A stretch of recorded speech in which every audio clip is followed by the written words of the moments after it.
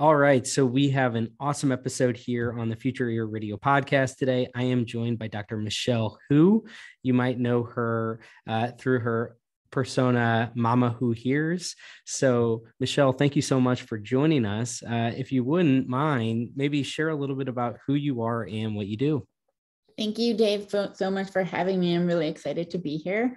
I've been a pediatric audiologist for over 12 years now in San Diego, California. I'm a mama of 3 children now. I'm a military spouse, and I happen to be hard of hearing. I was identified when I was a toddler, wore hearing aids throughout my life, and am now a cochlear implant recipient. And I started my Instagram, Mama Who Hears, on during maternity leave when I missed connecting with my patients and just thinking about them, because they often ask me questions, Michelle, how do you wake up at night to hear the baby cry? Do you wear your hearing devices?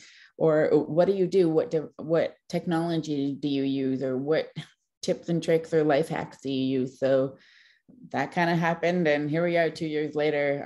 I've created an online course for parents, and I get to do podcasts with cool people like you. Thank you. Well, I appreciate the compliment, and it really is so cool to have you on. And I highly, highly encourage everybody who's listening to check out her Instagram page, Mama Who Hears. When I was looking through it, I was just really blown away. And I guess I should take a step back and just say, you're actually the first person I've had on the podcast, as far as I know, that is a cochlear implant recipient.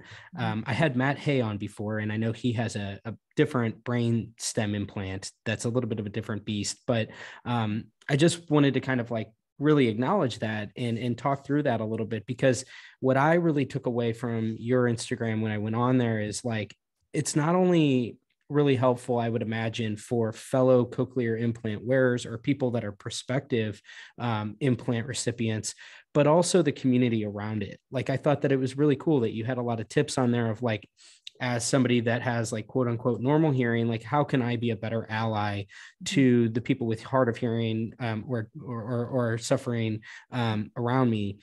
And I think that like audiologists in particular could really gather some interesting insights that they could then use their own spin on it or whatever, but take a lot of this and make it part of their whole positioning around particularly the higher levels of severity of hearing loss and those tips and strategies and coping mechanisms. It's totally the adage of like, if one person has a question, everybody has it. And I was on your page for like 30 minutes just scrolling, and everything was just like, wow, that's really smart. That's great. Like, is that something that is widely communicated to the patient base by the hearing professional? So I just wanted to give you ample opportunity today to really kind of like go in on, how Mama Who Hears came to be. You just briefly touched upon it, but like your own journey of, you said you were diagnosed at 2. What was, that period of your life leading into the cochlear implant? And then I've, kind of through my own research and discussing with many people, it's a pretty, I guess, like a shocking period right when you're out of that, like right after you get it. And I'd be really curious to hear about the acclimation period of getting used to it. And so any and all of that, I would just be really curious to kind of just dive in and hear all about how your brand and your story came to be. Yeah, thank you. I think that being deaf and hard of hearing it's a lifelong journey, whether or not they choose to use hearing amplification or not. If they choose to use ASL primarily and stay within deaf culture, deaf community, it's a lifelong thing.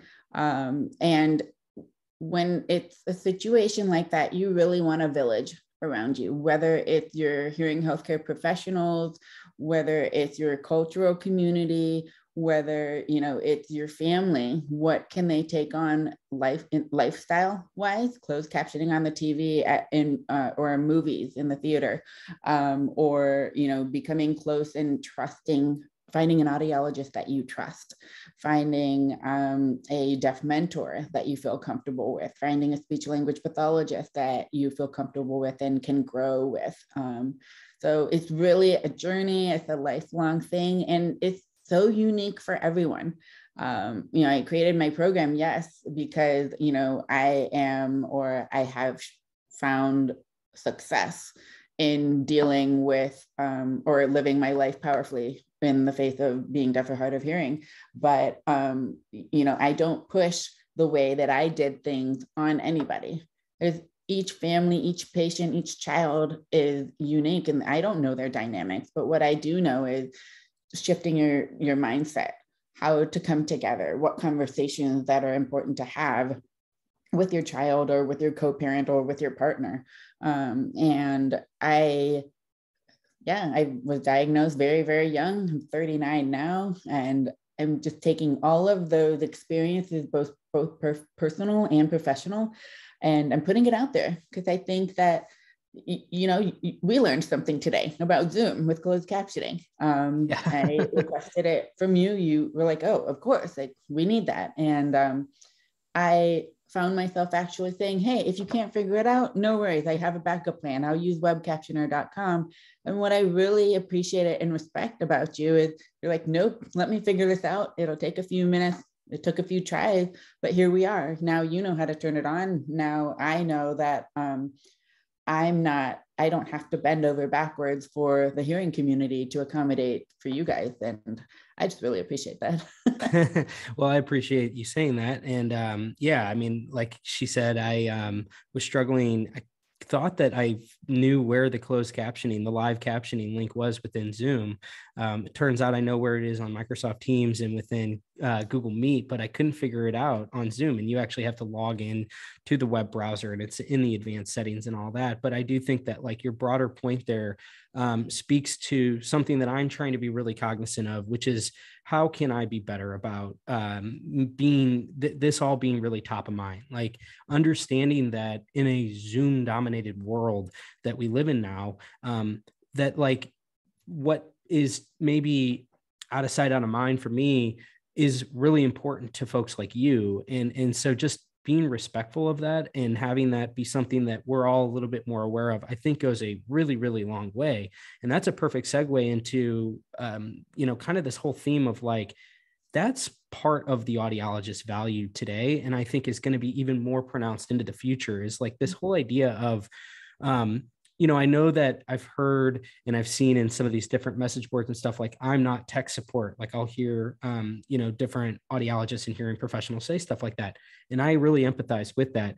But I think that it needs to be acknowledged that like, if not you, then who is going to be the one that really helps to create this like optimal setup for your patients. And it could be things like, here's a printout laminated card that shows you, here is how you can go about enabling captions and all these different things and making it so that it's really easily shareable so that your patients can send it to their employer. They can send it to all these different people. I mean, I think it's just being one thought ahead and saying, what are the ways that my patients might encounter difficulty on a regular basis, and how can I help to sort of cut that off at the pass and enable them in such a way by championing them in these various ways about, like I said, in these new environments that we're always engaged in, like Zoom, so that they have a good optimal experience as well. Mm-hmm. Yeah, I think experience is the best teacher. Like now, where not to go, where to point somebody, as well as for our hearing healthcare professionals. A lot of times, I've been with patients and they're just like, oh, you get it. You know exactly what that sound is or that feeling or that frustration. And they really appreciate being with an audiologist that has been there or has been in some type of similar situation. I'm stepping into being that segue or being that translator for my fellow professionals, but also for my fellow deaf and hard of hearing community members. And if there's anything that I can do, I'll put it out there. I want us all to win. And so that we can just grow stronger and really empower more within the deaf and hard of hearing community to maybe specifically address certain things, or give them words to explain it a little bit better, or give the audiologist or hearing healthcare professionals better language or tools to understand the patients that they're serving if they don't have a hearing loss, if they haven't lived through it before. So let's talk a little bit about the book that you wrote. I'd be really curious about the motivation behind it. I mean, obviously, this is, I love that. My child has hearing loss. Now what? So obviously, there's a lot of your own personal story in there, I would imagine, a lot of your own experience, but kind of walk us through how this whole thing came to be. Was this another maternity project? And was this something, and was this something that, I guess is the main, it seems as if the main takeaway here is really to just impart some of your own wisdom and experience onto others, but just share with us kind of the whole backstory behind this guidebook. Yeah. So, Listen with Lindsay actually inspired me to start my Instagram. She gave me confidence, and a couple of my friends also were saying, you have so much to share. Here, I thought I would just run out of topics to talk about, but I decided to do Instagram for a year. And if I still enjoyed it, I would see what I could create and put out there to help my audience. Thousands of parents were asking me questions, and they're all questions that I had received in the clinic. But I have 3 kids at home now. I was like, how can I give them what's in my brain without having to physically be with these patients? Because I can only see, between 8 to 12 patients max a day. How can I do something? I decided to come up with this video online program. It's got 8 modules. It addresses,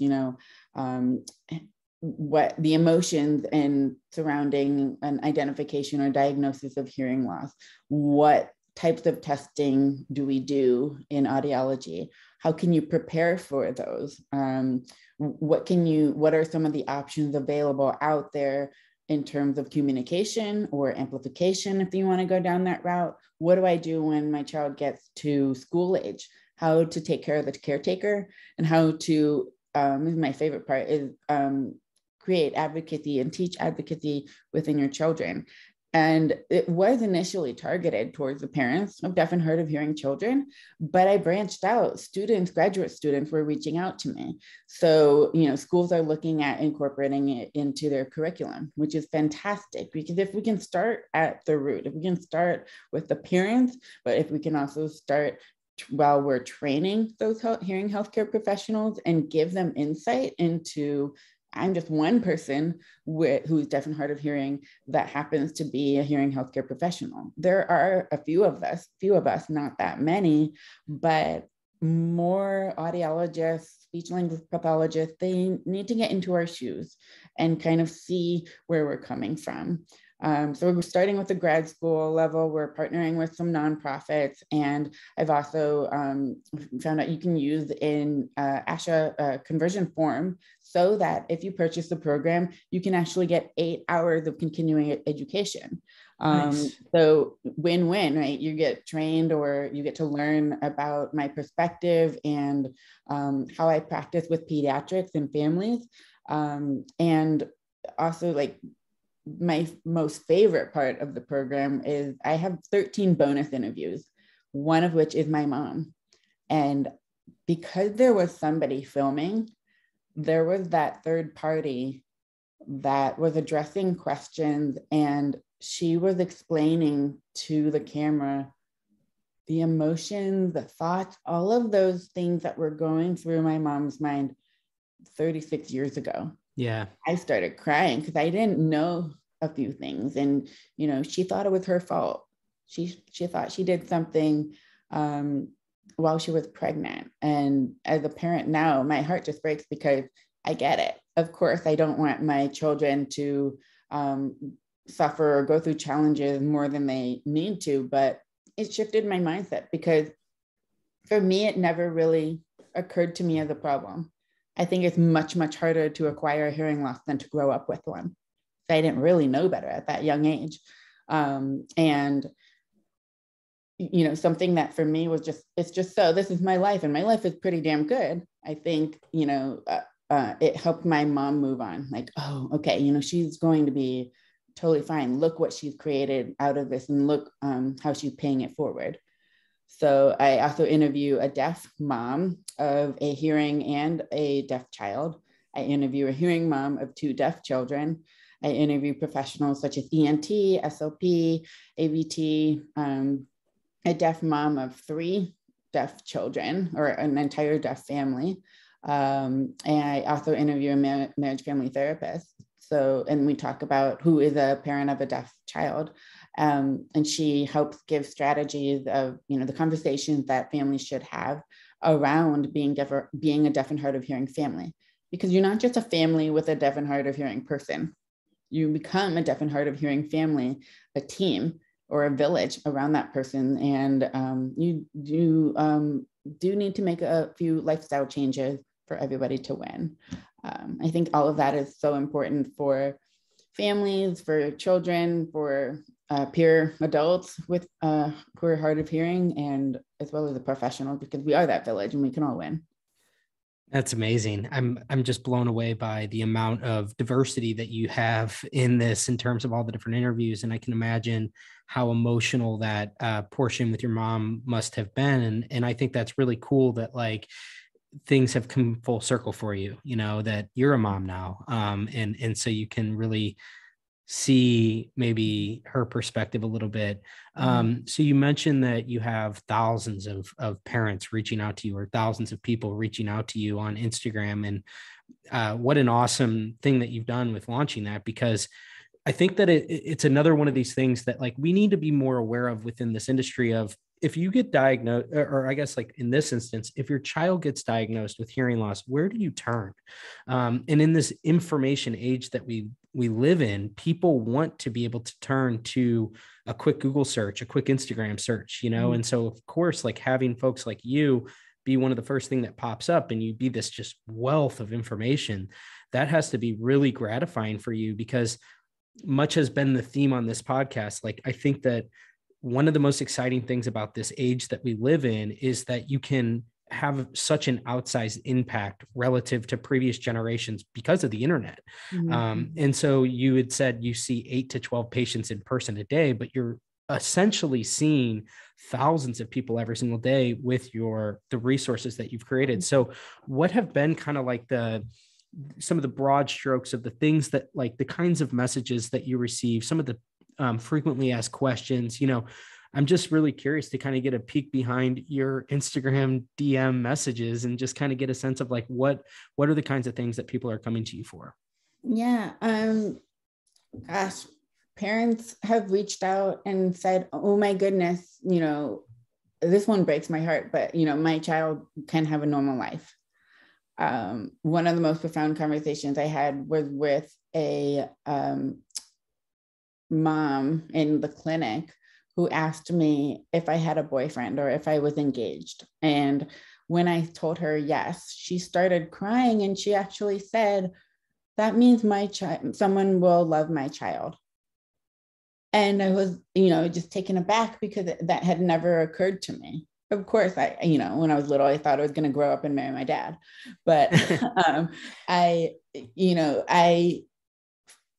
found the perfect person because I came into my own. And I had been practicing as a professional, keeping my patients kind of at an arm's length because of HIPAA. But what I found through Instagram, I actually transformed quite a bit myself, my ideas and stories that I had created in my brain. But parents are asking me, I already mentioned, how do you wake up at nighttime? They ask me, do you understand your children okay? Their voices are so small.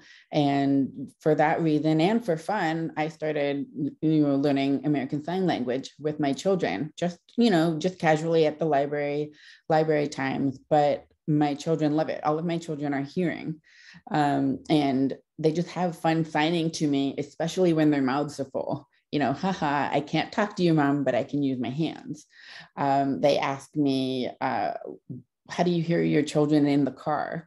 What did you do in school? Did you use an FM system? What kind of language or dialogue should I be engaging my children in? How do I get them to be assertive? How do I get them to do a show and tell with their hearing devices?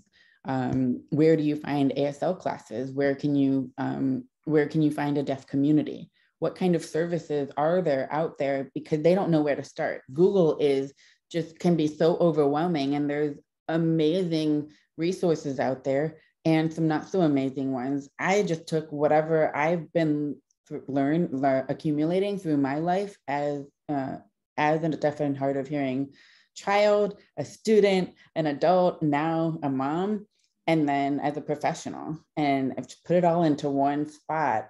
And I'm also available through DM. I feel like Instagram gives those users a chance to really connect with somebody real on the other end.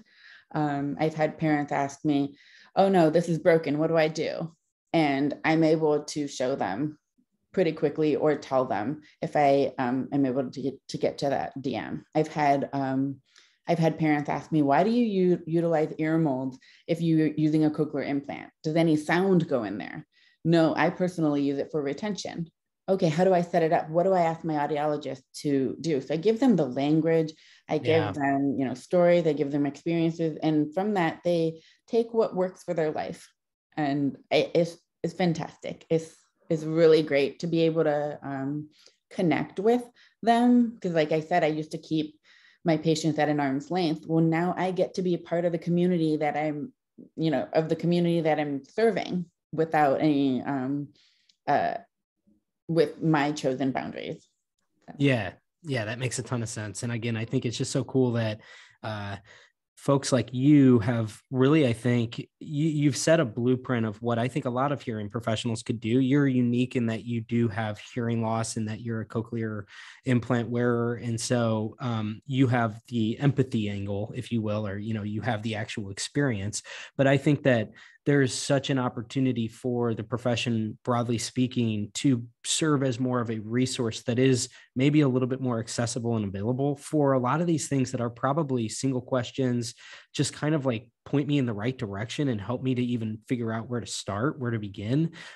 So I think that you're way ahead of the curve. And again, shout out to Listen with Lindsay, because I know that she's popped up a number of times throughout my podcast as another person that's just really blazing a trail with how to use social media as a hearing healthcare professional.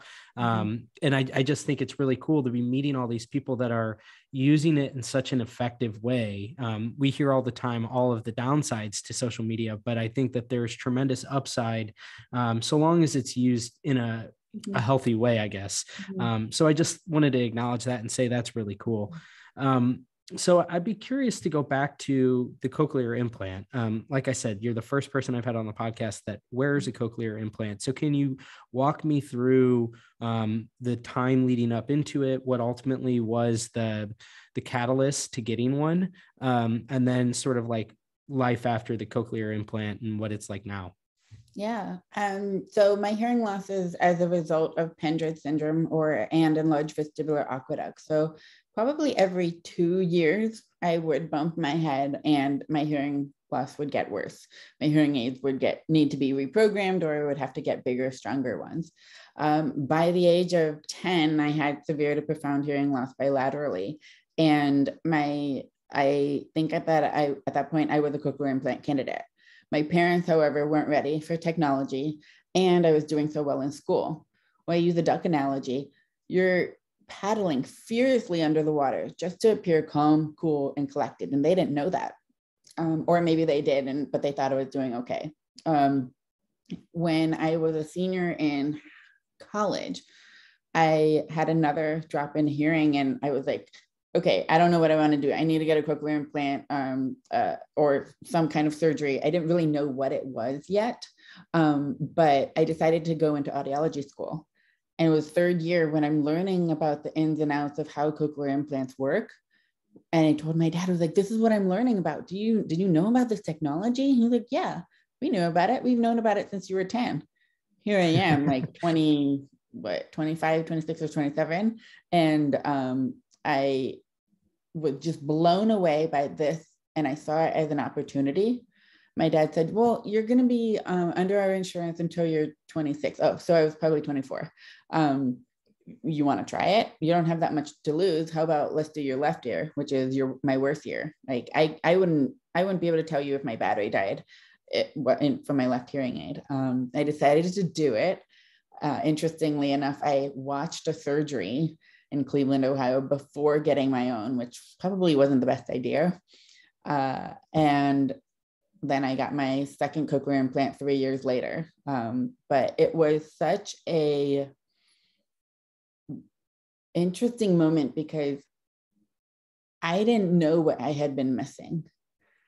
I remember my classmate activated me with our preceptor, and I was like, hey, I know you don't typically do this, but can we jump in the booth and see what I can hear? I could hear all these different sounds, but I didn't know what they were. I heard my feet shuffling and I pushed the button. And I thought that was the beeping. So I pushed the button again. And he's like, oh, you're false positive. You know, what you're hearing is that clicking.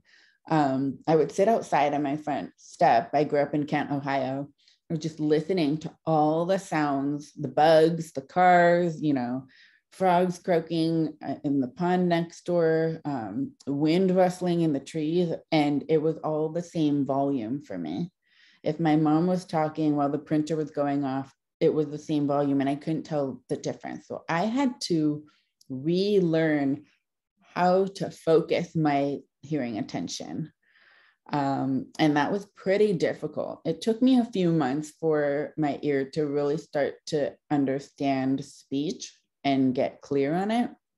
And I went back to speech therapy, and really having somebody else kind of coach me and train me through that really helped significantly.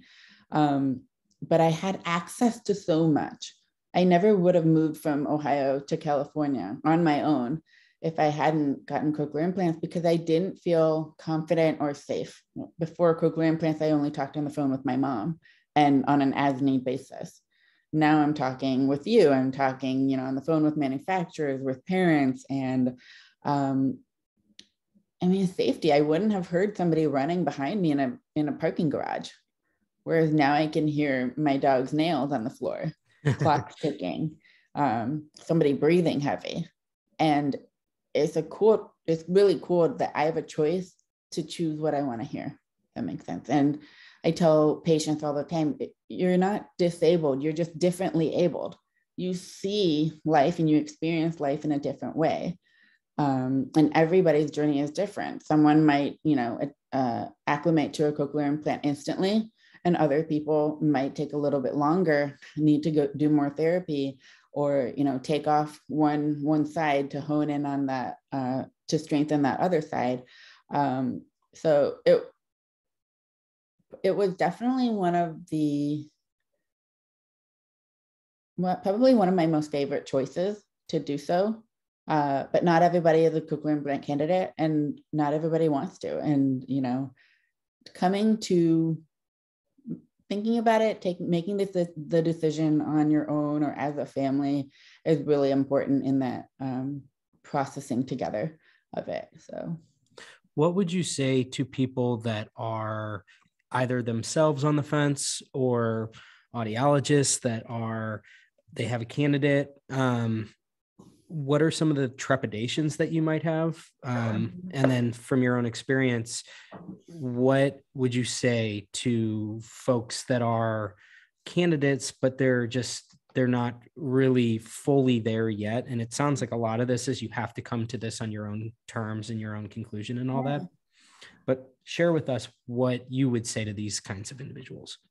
My best tactic as a human, as an audiologist, as a parent, is meeting that person where they're at, justifying and validating their fears, their concerns, their emotions. So, you know, I get it. You want to hear better. You want to hear in noisy situations or group conversations, but you're afraid of surgery. Okay, surgery can absolutely be scary. Yes, surgery does have its risks, you know, but put them on the table. Which one outweighs the other, and go with that choice. You know, when feelings and emotions and doubts aren't validated, more often than not, they're going to feel forced into a decision, or they'll just say no altogether. And then there's no opportunity in that. I would rather have opportunities to say no to than have no opportunities at all. All of the doors are closed. So I tell patients, I tell people, sit with it, figure out what it is that you want, and figure out what it is that would stop you from saying yes to a certain opportunity, and go from there. And usually the processing is all they need to help them get to their decision. So in your field of work, I know you're a pediatric audiologist. So you probably don't do much in the way of cochlear implants, correct? Or I do, actually. You do? Okay. So I work with diagnostics, evaluation, cochlear implant evaluation, counseling of parents, programming cochlear implants and hearing aids. I get a lot of the teenagers, or often I'll get parents of very, very young ones who need or are looking for someone to talk to who's been through it. Yeah. Teenagers come to me saying, they feel safe, saying, yeah, some days I wish my hearing aids or my cochlear implants were invisible. I wish I didn't have to wear it. Yeah. But then, and when I listen to them, or I'm that safe space for them, they'll come to me next appointment and say, guess what? I get to turn my ears off whenever I want. I went on a camping trip. I slept soundly. It was fantastic. And everybody got a kick out of seeing my alarm clock, my shake awake, or using my FM system, my remote mic. Or guess what? The teacher didn't even know that I was listening to music via Bluetooth on my hearing aids during class. And I'm like, I did not recommend you do that, but that's not my problem. So it's wonderful being able to work with all patients of all different ages. I do have some adult patients as well, even though I work at a children's hospital. But yeah, I definitely get to work with them. So I'm just so fascinated by this whole topic of cochlear implants. So it sounds like you got fit roughly 10 to 15 years ago. Is that right? Yeah, about 13 years ago, I got my first cochlear implant. So what's the difference between cochlear implants from 13 years ago and the cochlear implants today? I know Bluetooth's a big theme. Yeah, I'm just curious of what you've seen in terms of what's different. Yeah, I've been through 4 external processors now.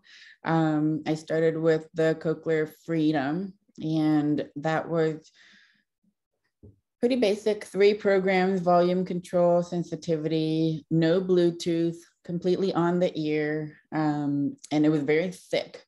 So processors and technology have gotten smaller. There are off the ear options now. They've come up with waterproof covers for us to go either swimming or, actively water play, or for children in the bathtub. The Bluetooth is probably my favorite feature. I can answer the phone, stream to both ears, listening to phone calls, podcasts. I don't listen to many podcasts, only just because I think it's because I've been in speech therapy my whole life. When I'm listening to something, I want to get every single word.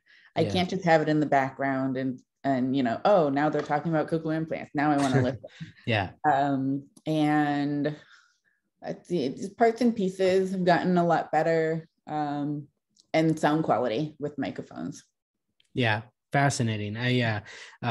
What you said earlier about the students, Bluetooth, streaming music in class, it's like it is in a way like it's kind of crazy the functionality that you can have with those, and in a way it's almost like a superpower in a sense that you can do a lot of things. It's a bionic like extension of your body.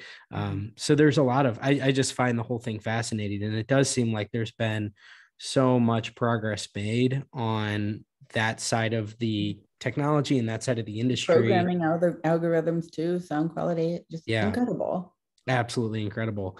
So getting back to Mama Who Hears, what is your plan for the foreseeable future? I mean, what are you really striving for right now? And what's top of mind for you in terms of like goals, or what's your mission of what you're trying to do right now with your brand?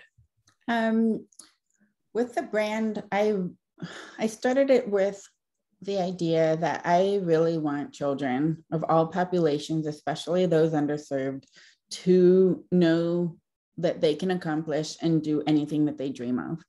And it starts with the family education. That's where I created the program. But I share so much on my Instagram. I share personal, I share professional. And I don't know, I think I'll write some children's books. I'll write some teen books for teenagers. That is that population I feel like doesn't get as much support. I'd love to create a nonprofit community and a school, if I can do that, where deaf and hard of hearing children have peers or normal hearing peers so that they can interact. So both sides win. The hearing peers understand what an inclusive community or a classroom setting looks like. And those who are deaf and hard of hearing can also experience that too, so that they can raise the level of expectations and standards for the rest of the world. That's awesome. So for hearing professionals out there, what can they do or learn from you in terms of ways that they can be, I guess, better champions for the most severe cases of hearing loss that they see? Obviously, they can go to your Instagram page and they can learn a lot about all this there. But I guess, particularly for a young hearing professional that's just kind of entering into the industry today, it seems like this is just such a tremendous opportunity, is to, really like lean into this and make it a part of your overall value. Is like, it's not just about, treating your, I'm not going to come and fit you with hearing aids or technology. Like, we're going to treat your hearing loss and everything that encompasses, and your total lifestyle, whether that's like we talked about earlier with helping them with all of the virtual video conferencing that they do and giving them all the tips and tricks they need to be set up for an optimal experience. But it goes way beyond that. So I'm just curious to like get your thoughts on, you're standing in front of a room full of 20 incoming graduates. Like, what are some of the things that you would share with them in terms of, here's some things to think about as a deaf and hard of hearing, hearing professional yourself? It goes back to meeting them where they're at. Being in a healthcare field, our job is to provide space, to provide information, to provide resources for our patients to figure out what it is that's best for them. So get involved with the deaf and hard of hearing community. Try to understand the struggles or the challenges that might come up for them. Listen and really take a look at what their family dynamics are, different cultures, different parenting styles, different lifestyles for if you're seeing adults. Reach out to and communicate or engage with leaders in that community or people that are having challenges, and really take a look at where they're at, not looking at what can be fixed right away or first, because it's within those details, within those relationships, that you really are serving that community. It's not just about, oh, I know that programming needs fixed and that's going to be the solution to it. We're in the business of improving quality of life. Yes. And, it's not just one device or one thing. It's very often, do they feel seen and heard? So engage with the community that we're serving. I absolutely love that we are in the business of improving quality of life. Couldn't agree more with that. And I think that's probably one of the most important things to understand, is that the real core value of the hearing professional is just that. Like, you have to impart your experience in everything that you know about this field to each and every patient in a unique way. And that's how you'll differentiate and you'll stand apart, I think, long into the future, because that's always going to be in demand. I think that, as we kind of talked a little bit about when we first started, before we started recording, I said that, the theme on this podcast lately has been this whole idea that, like, in a sense, hearing health is being commoditized. But because of that, because of the commoditization from all these like big box retailers and online players and OTC, everything's very transactional. It's like, come in the door, I'm going to fit something, I'm going to get you fit with something, and then you're going to be on your way, and hopefully I'll never see you again. And so I think that allows for, like, you can go the complete opposite direction of that and be like, I'm going to give you the optimal care that will transcend just one single device. It's going to be much more about, like what you said, this whole quality of life equation, and figure out every piece of your life that we can improve, whether it's communication strategies with your loved ones, the whole "it takes a village" mantra, or it's, pairing different pieces of technology together for, this thing does this really well, and this one is better for your computer. So I think that there's so much opportunity there, but it has to go like way above and beyond just this new norm that seems to be taking hold, which is like, come on in and we'll get you fit with a pair of hearing aids and then you'll be on your way. And that's what actually is really encouraging to me, is it's like, I think that audiologists and hearing professionals, like broadly speaking, have a really awesome opportunity to set themselves apart in a much more meaningful way, because I think they're now being challenged, broadly speaking, to do so. No, audiologists and healthcare professionals wear so many hats. Yeah. We're a counselor, we're MacGyver, we're a researcher, we're business people, educators, or family members or counselors. And I remember my school's program director telling a story about somebody in hospice, and one of the physicians was kind of balking or, protesting on why the person in the room was getting, pocket talkers, or why are you trying to sell hearing aids to this family right now? The prognosis isn't that good. And the audiologist, said, your job is to promote the quantity or the longevity of life. You will always fail. Whereas my job is to promote the quality of life, and I hope to always succeed. That's pretty interesting. Stuck with me since school. Yeah. That's absolutely fascinating. I've just really enjoyed this conversation. I've learned a lot from you. Like I said, to everybody who's listening, definitely check Michelle out on Instagram at Mama Who Hears. It's at mama.hu.hears. Any other closing thoughts or ways in which people can get in touch with you? Just, for anybody that wants to follow up.